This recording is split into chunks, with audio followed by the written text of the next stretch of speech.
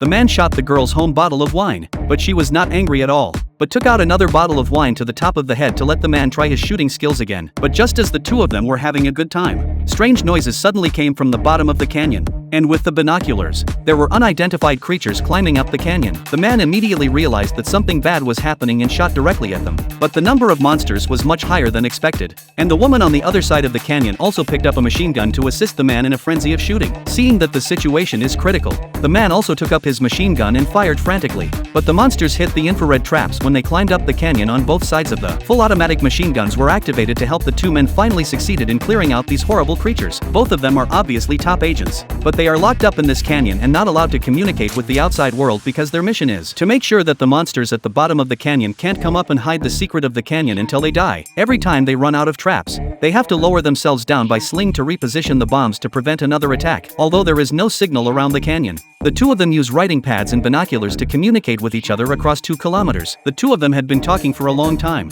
but the fact that they couldn't see each other made Matt itchy. And on Valentine's Day, he made a crazy decision. He took out his long-sealed rocket launcher and took out the gunpowder inside, then took out the hook lock and modified it, successfully attaching the hook lock to the rocket launcher. Then he took aim at the other side of the river and calculated the inertial fall distance, and shot it out precisely. When the rocket landed on the ground and then retrieved the rope, the rocket was successfully stuck on the tree branch. Amy rushed to help. She put out the flames as fast as she could and then helped to reinforce the ropes, so that a simple aerial rope was built. Matt hung himself on the rope and jumped towards the other side of the river without hesitation. But what he didn't expect was that the distance he slid was not enough for him to reach the other side of the river. So he had to spend a little more effort to use his arm strength to move to the other side of the river a little bit. The two of them spent a wonderful evening together and agreed to take 2 days a week to go out. When it was time to say goodbye to Matt in the rope ride back, but did not expect this time, he just slid halfway to the other side of the monster. Triggered a bomb trap, fragments directly cut off the rope. Matt began to fall madly fast, but fortunately he opened the parachute in time to not be instantly killed by the fall.